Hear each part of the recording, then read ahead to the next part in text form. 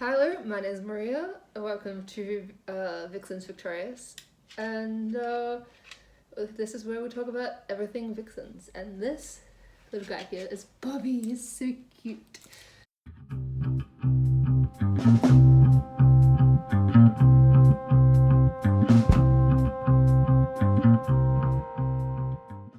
So Mum won't be in this week, just because family emergency, and I'm going to Adelaide this weekend for the football.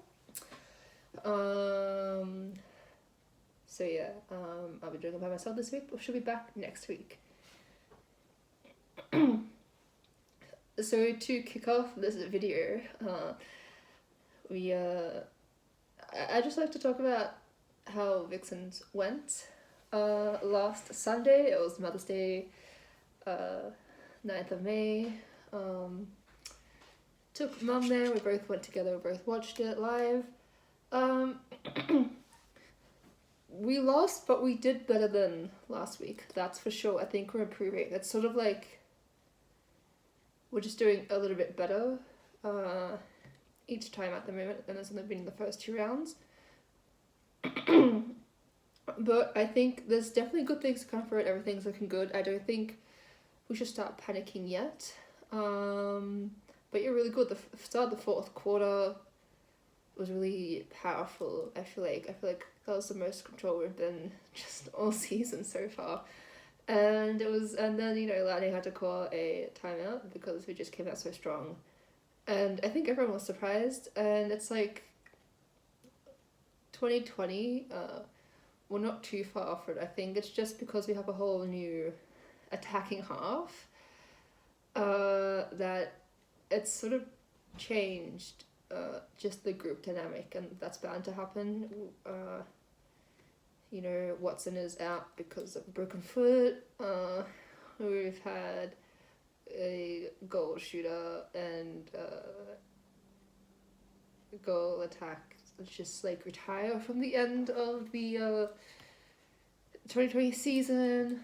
So it's sort of like a new group out there. The only commander's still there, which is good. But yeah, I think just because of the group change, dynamics changed, and I think we just have to learn to be cohesive as a group again, and that's just going to take time, but I feel like we're not too far off from that. With match performances, goals, we got 86%, Lightning got 89%. We both missed 7 goals. So it's like we got 43 out of 50, they got 54 out of 61. It's just they had more opportunities than we did. Super shots, we got 4 out of 10 with 40%, and Lightning got 1 out of 2 out of 50%. So I think of the super shots, we just took more opportunity with it. I feel like that's the reason why we got back into the game. I feel like you don't want to have to rely on super shots, but like taking the opportunity is always the best idea. Do you want to come down? Time in possession, we had 48% to Lightning's 53%. Intercepts, we had 5, Lightning had 8. Rebounds, we had 11, Lightning had 6. Penalties, we had 66, Lightning had 61. And turnovers, we had 29 and they had 24.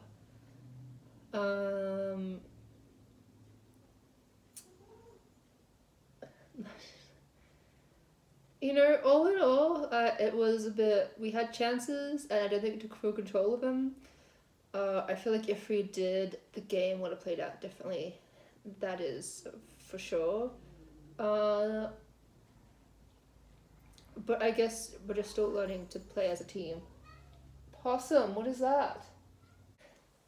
Okay, so getting back.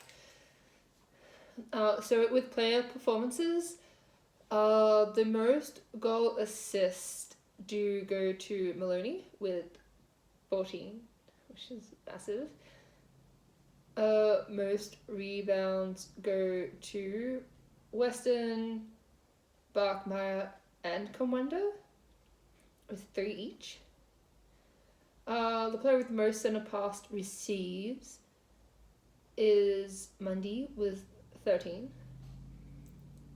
Most feeds is millennial with 22. I feel like that's just natural for Maloney. I feel like that's definitely, she is, sometimes she's always everywhere, so I think that's just standard. And Mundy in Wing Attack got 20, so I feel like it's just natural for them to just dominate in feeds. Most intercepts is Dehaney with 2. Most penalties is Dehaney with 16. She does play, in defense, so I feel like that's just a given. Most gains is Weston with 4. And most turnovers is Stanson with 7. All in all, yes, we lost, but I feel like there's definitely some light at the end of the tunnel for us. So I don't think we should be worrying too much about it. I just think just need to stay positive, just need to have a bit more trust, and I think everything will go perfectly fine, to be honest. For this next part of this next segment, I'd like to talk about our lovely coach Simone McInnes. She is definitely a decorative, just netball coach and player. She's just amazing. So I got information from a Wikipedia page. So don't shoot me.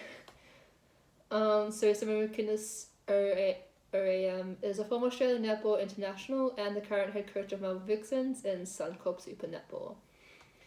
As a player, she was a member of the Australian teams that won gold medals at the 1991 and 1995 World Netball Championships, the 1993 World Games, and the 1998 Commonwealth Games. She also captained the Melbourne Phoenix team that won the 1997 Commonwealth Bank Trophy.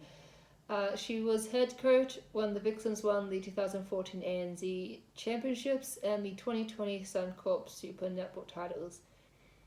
In 1992, McInnes was awarded the Medal of the Order of Australia in 2010 and was inducted in the Netball Australian Hall of Fame, which is always so exciting, right? I gotta love it. So in McInnes' early life, she was one of 5 sisters, which is massive. The McInnes family spent time in Western Australia and New South Wales before eventually settling in Geelong, which Victoria, the greatest state ever, And Simone McInnes' early years, McInnes began playing netball with Geelong-based Herm Hill. She later played for the Melbourne club at Royal Park. She started in Melbourne Green alongside Rosal Genke before processing 3 reds and goals and eventually Melbourne Blues. She's definitely a phenomenal player. There's no doubt about that. Through McInnes' coaching career, she coached Melbourne Phoenix. As mentioned before, McInnes began her senior coaching career with Melbourne Phoenix and the Commonwealth Bank Trophy, serving as assistant coach to Joyce Brown and then Lisa Alexander. She coached at Singapore Sports School between 2003 and 2007. McInnes served as head coach at the Singapore Sports School. She coached at the Australian Institute of Sport. She did that between 2007 and 2010. And during the 2007 season, she coached the AIS Canberra Darters in the Commonwealth Bank Trophy. She guided AIS to 2 successive Australian Netball League Grand Finals in 2008 and 2009. However, on each occasion, they lost to Victorian Ferry, which is the Victorian netball team, obviously Victorian.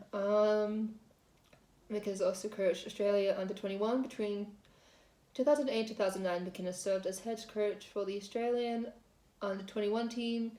She was head coach when Australia won 2009 World Youth Netball Championships, beating New Zealand, which is massive, 64-46 in the final after going undefeated throughout the tournament. She's also coached